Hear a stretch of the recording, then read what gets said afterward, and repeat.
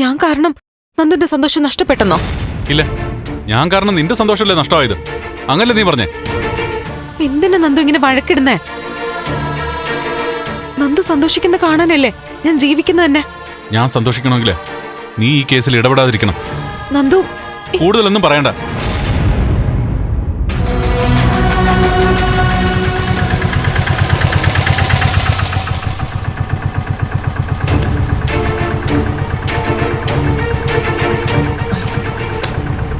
എത്രയാ ചേട്ടാ? 80 രൂപ. ശരി.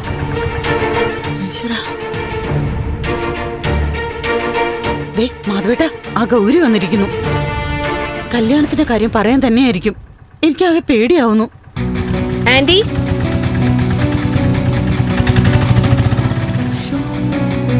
ആന്റി.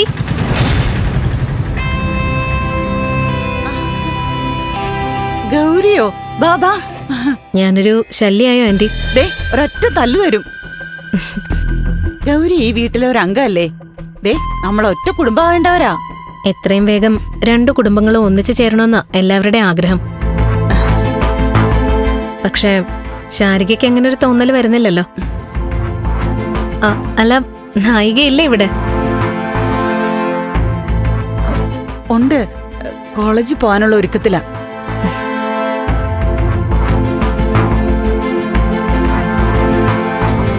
അങ്കിളെ, ഇനി നമുക്കിത് നീട്ടിക്കൊണ്ടുപോയാൽ ശരിയാവില്ല. മുരളേട്ടൻ അന്ന് പുറത്ത് കാണിച്ചില്ലെങ്കിലും ശാരികയുടെ പ്രതികരണത്തില് നല്ല വിഷമമായി.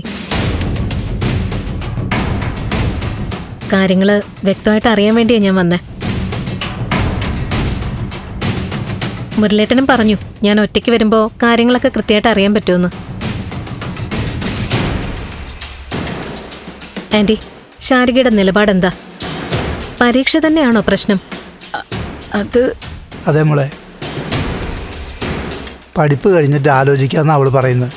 അങ്ങനെ അവസാനമില്ലാതെ ആലോചിച്ചിരുന്നിട്ട് കാര്യമുണ്ടോ? പരീക്ഷ കഴിഞ്ഞാ പിന്നെ പ്രശ്നമില്ല, എന്ന് വേണേ വിവാഹം നടത്താന്നൊരു വ്യക്തമായിട്ടുള്ള മറുപടി വേണ്ടേ? എന്തായാലും നമുക്ക് ശാരികയോടൊന്ന് സംസാരിക്കാം. അതിനു വേണ്ടിയിട്ടാ ഞാനിപ്പോ വന്നേ. ഇതാര് ഗൗരി ചേച്ചിയോ? ഗൗരി ചേച്ചി വന്നിട്ട് കുറെ നേരമായോ? ഇല്ല, ഞാൻ ഇപ്പൊ വന്നതേ ഉള്ളൂ. ചേച്ചിക്ക് ചായ കൊടുത്തില്ല അമ്മേ? ചായയൊക്കെ പിന്നെ കുടിക്കാം. മോളിങ്ങി വന്നേ, എനിക്ക് കുറച്ച് സംസാരിക്കാനുണ്ട്. അയ്യോ ചേച്ചി, എനിക്ക് കോളേജിൽ പോകാൻ സമയമായി.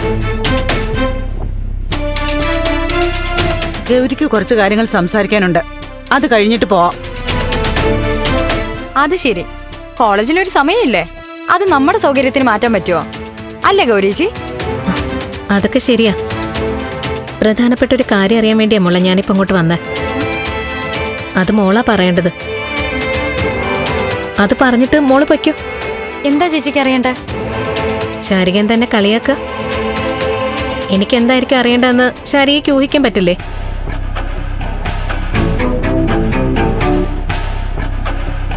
ശാരികയുടെ നവീന്റെയും കല്യാണക്കാര്യം. ഓ എന്റെ പൊന്നോ, എന്റെ ചേച്ചി അത് ഇന്നലെ പറഞ്ഞു കഴിഞ്ഞ കാര്യമല്ലേ? ഇന്നലെ പറഞ്ഞു, പക്ഷെ അതിനൊരു വ്യക്തത വേണ്ടേ? പരീക്ഷ കഴിഞ്ഞാൽ ഉടനെ കല്യാണം നടത്തണമെന്നാ ഞങ്ങളുടെ ആഗ്രഹം. അതിന് ശാരികയ്ക്ക് സമ്മതമാണോ അല്ലയോ? ചേച്ചി ഇതെന്താ ഒരുമാതിരി പോലീസ് മുറയിൽ ചോദിക്കുന്ന പോലെ? പോലീസ് മുറ ചോദിക്കാത്തതിന്റെ കുഴപ്പാ ഇതൊക്കെ.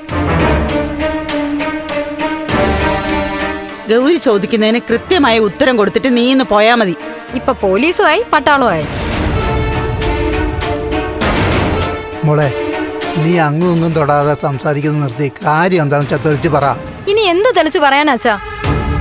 ദേ ഗൗരിയേച്ചി, കല്യാണം എന്ന് പറയുന്നത് ഒരാളെ നിർബന്ധിച്ച് ചെയ്യിക്കുന്ന ഒന്നല്ല. ആദ്യം മുതലേ ഞാൻ പറയുന്ന കാര്യം ശ്രദ്ധിച്ച എന്റെ നിലപാട് എന്താണെന്ന് സാമാന്യ ബുദ്ധിയുള്ളവർക്ക് മനസ്സിലാവും.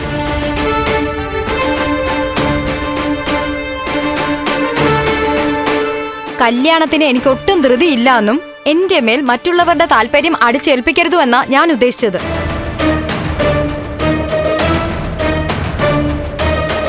ചേച്ചി, നവീന് കല്യാണം എത്രയും പെട്ടെന്ന് നടത്തണമെന്നുണ്ടെങ്കിൽ നിങ്ങള് വേറെ ആരെങ്കിലും കണ്ടെത്തിയാൽ മതി. മോളെ എന്റെ കണ്ടീഷനൊക്കെ അംഗീകരിക്കാൻ പറ്റുമെങ്കിൽ മാത്രം ഈ കാര്യം ഇനി ഇവിടെ സംസാരിച്ചാ മതി. ഗൗരി ചേച്ചിക്ക് മനസ്സിലായല്ലോ. അതല്ലാതെ ആരൊക്കെ വന്ന് നിർബന്ധിച്ചാലും പേടിപ്പിച്ചാലും എന്റെ തീരുമാനത്തിന് മാറ്റമൊന്നും ഉണ്ടാവാൻ പോകുന്നില്ല. എടി എന്തു പറഞ്ഞടി? എന്തായി പറയുന്നെന്ന്? അമ്മേ, നീ എന്താ പറഞ്ഞതെന്ന്? നിന്നെ നീ ആന്റി എന്തൊക്കെ ഇത്?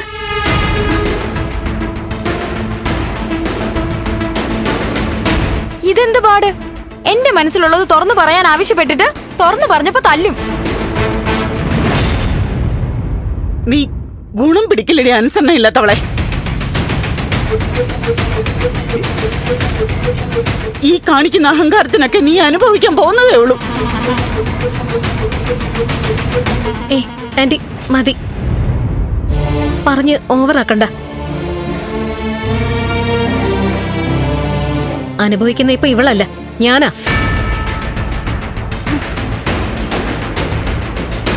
ഞാനാ ഈ ആലോചനയ്ക്ക് മുൻകൈ എടുത്തത്.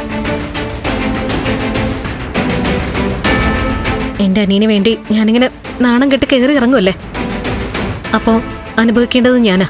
അല്ല പ്ലീസ് ചേച്ചി, അങ്ങനെയൊന്നും പറയല്ലേ. എന്റെ അവസ്ഥ എന്താ നിങ്ങളാരും മനസ്സിലാക്കാത്ത? എനിക്ക് കോളേജിൽ പോകാൻ സമയമായി. എടി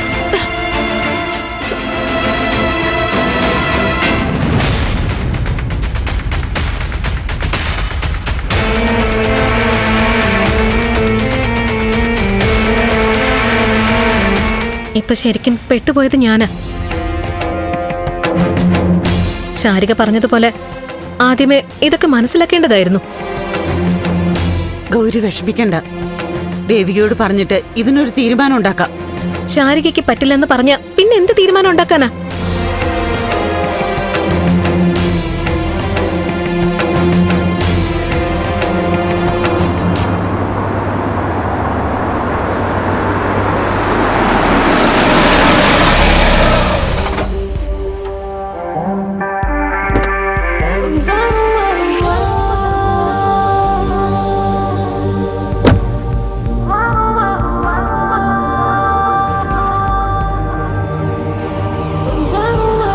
ഹായ് ആന്റി.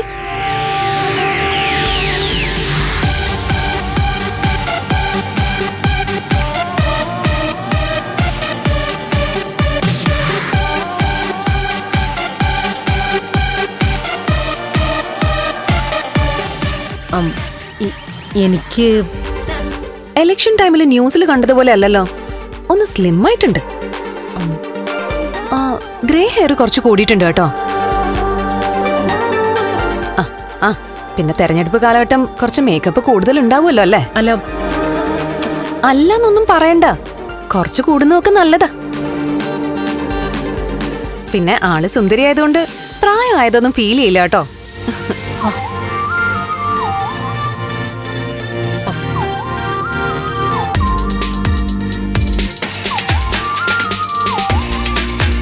ചന്ദ്രോത്ത് നല്ല ഭംഗിയായിട്ടുണ്ടല്ലോ.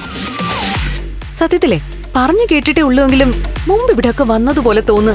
ഈ ദേജാവു എന്നൊക്കെ പറയുന്നത് ഇതായിരിക്കും അല്ലേ? എനിക്കങ്ങോട്ട് അയ്യോ ആന്റി, ചായയും കോഫിയും ഒന്നും വേണ്ട, ജ്യൂസ് എന്തെങ്കിലും മതി. ലൈം ജ്യൂസ് ഉണ്ടെങ്കിൽ അത് മതി. ഐസ് കുറച്ച് കൂടുതൽ ഇട്ടോ. എന്താ ഒരു ചൂട്. കുട്ടി ഏതാ?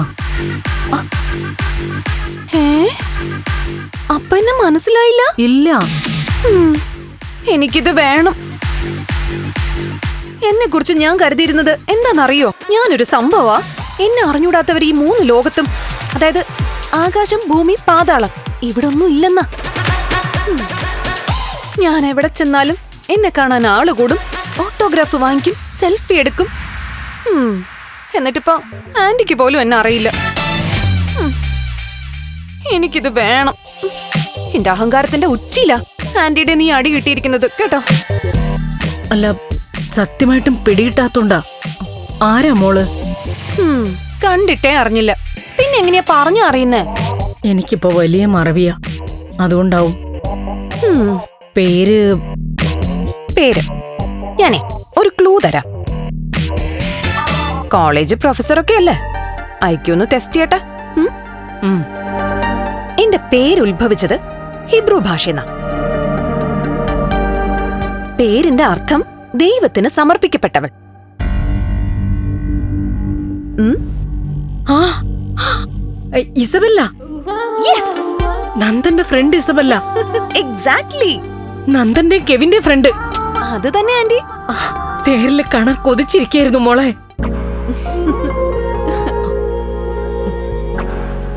എത്ര തീർത്താലും തീരാത്ത കടപ്പാടുണ്ട് മോളെ നിന്നോട്. ആന്റി പ്ലീസ്, ഈ കടമ കടപ്പാട് അതൊന്നും പറയല്ലേ. ദേ, നന്ദൻ എന്റെ ഫ്രണ്ടാ. സഹായിക്കാൻ ഒരു അവസരം കിട്ടി, സഹായിച്ചു. അവിടെ അതങ്ങ് കഴിഞ്ഞു. ഇപ്പതേ വീട്ടിൽ ഇരുന്നപ്പോ ചുമ്മാ ഒരു തോന്നല്, ആന്റി ഒന്ന് പരിചയപ്പെടണം, നന്ദനെ ഒന്ന് കാണണോന്ന്. അപ്പതേ വണ്ടി എടുത്ത് നേരെ ഇങ്ങ് വന്നു, അത്രേ ഉള്ളൂ.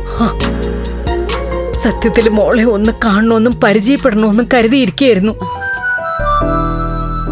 എന്തായാലും ഇവിടെ തന്നെ കാണാൻ പറ്റിയല്ലോ. ആന്റി, നന്ദനും ദേവികയില്ലേ? ആ, നന്ദൻ പുറത്താ, ദേവിക മുകളിലുണ്ട്.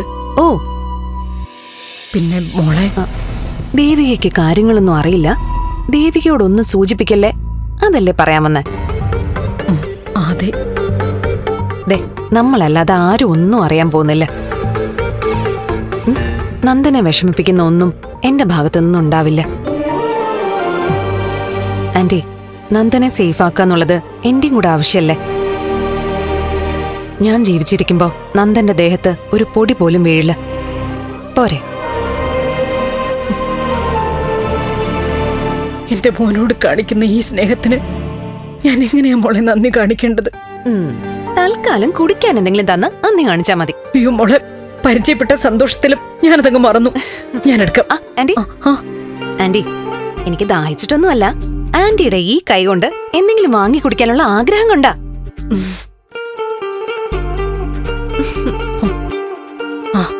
ഞാൻ ദേവികയെ വിളിക്കാം. വേണ്ട, എനിക്ക് ധൃതിയൊന്നുമില്ല. നമുക്കിവിടെ എന്തെങ്കിലുമൊക്കെ സംസാരിച്ചോണ്ടിരിക്കാം. ദേവിക വന്നോട്ടെ. ശരി.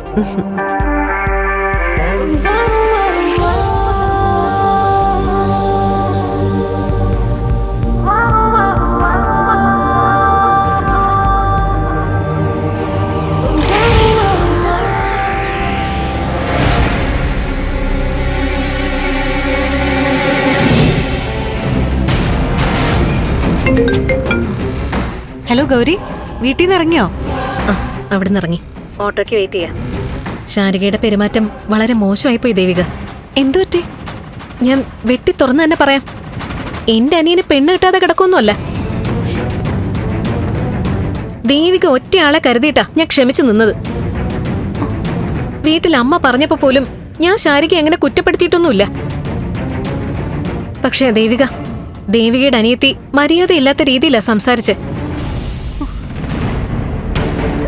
ദേവിക, ഞാൻ പറയുന്നത് കേൾക്കുന്നുണ്ടോ? ഗൗരി, ഫോൺ കട്ടേ. ഞാൻ ഇപ്പൊ തന്നെ അവളെ വിളിക്കാം. എന്ത് ഭാവിച്ച അവളെ നിൽക്കുന്നെന്ന് എനിക്ക് അറിയണമല്ലോ. ഗൗരി, ഫോൺ വെച്ചോ.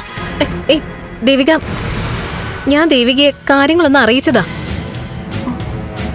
നവീന് വാക്കും കൊടുത്തു, ആഗ്രഹങ്ങളും കൊടുത്തു, ഇത്രയും മുമ്പോട്ട് പോയി. ഇനിയിപ്പോ അവനോട് ശാരികയുടെ താല്പര്യക്കുറവ് പറഞ്ഞ അവന് നല്ല പ്രയാസമാവും.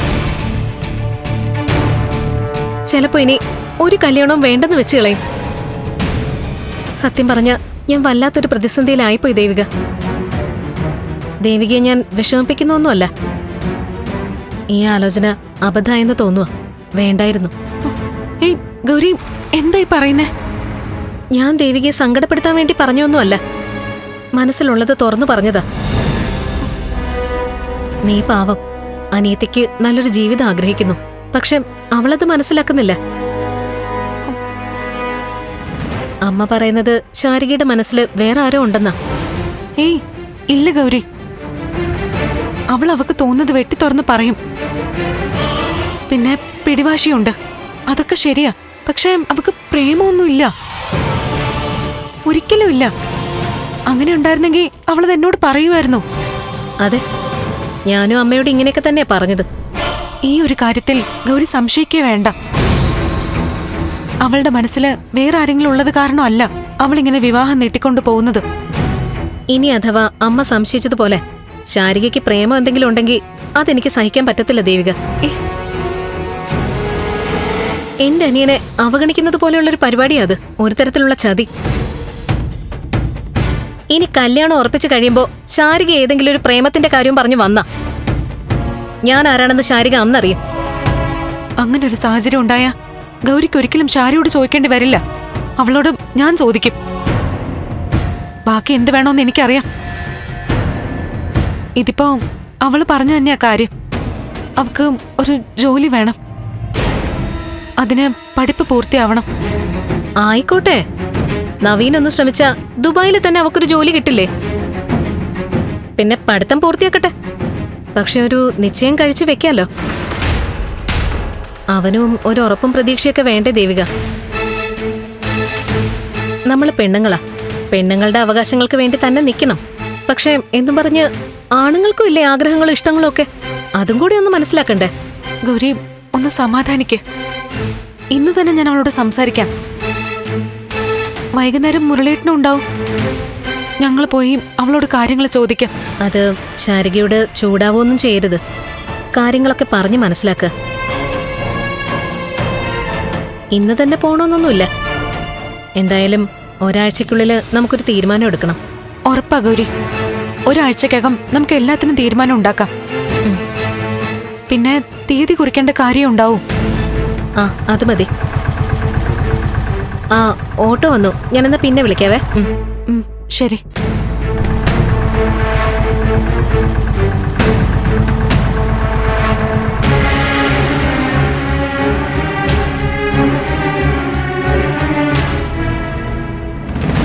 ഗൗരിക്ക് നല്ല വിഷമായി. നവീന്റെ ആഗ്രഹത്തിന് ശാരികയുടെ പുറകെ നടക്കുന്ന പോലെ ആയില്ലേ ഇത്? നവീന്റെ ഇഷ്ടത്തിനല്ലേ ഈ ആലോചന തുടങ്ങിയത്? എന്നുവെച്ച് ഇത്രത്തോളം എത്തിയിട്ട് ശാരി ഇത് എന്തു ഭാവിച്ചാ? ഇനി പിള്ളേര് നോക്കട്ടെ. മുരളിയും ദേവിയൊക്കെ സംസാരിച്ച് തീരുമാനം ഉണ്ടാക്കും. നമ്മള് വേവലാതിപ്പെട്ടിട്ട് എന്താ കാര്യം? എങ്ങനെയും ശാരിയെ കൊണ്ട് സമ്മതിപ്പിച്ച് കല്യാണം നടത്താം നമുക്ക്.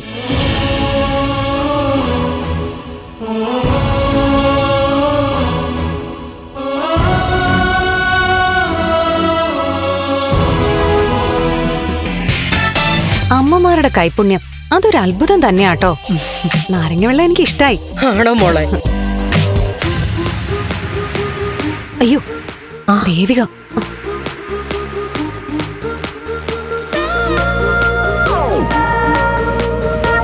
ആന്റി ഒന്നും പറയല്ലേ.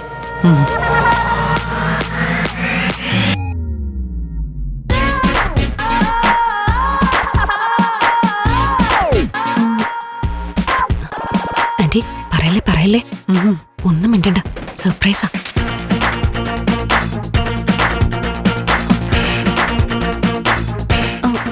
അതാരാ അമ്മേ? ആന്റി പറയല്ലേ പറയല്ലേ. ആരാ അമ്മേ?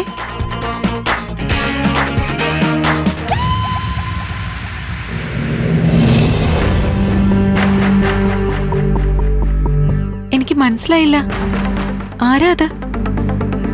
എന്തിനാ തിരിഞ്ഞു നിൽക്കുന്നേ?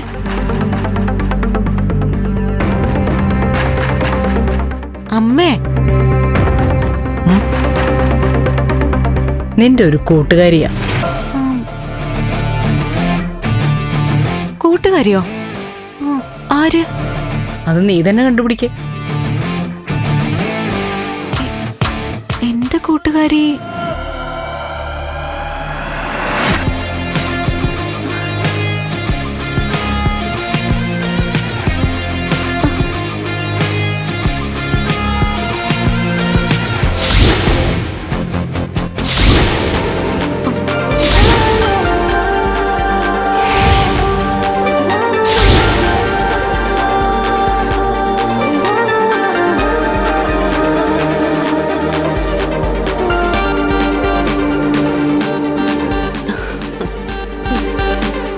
ഇസബെല്ല.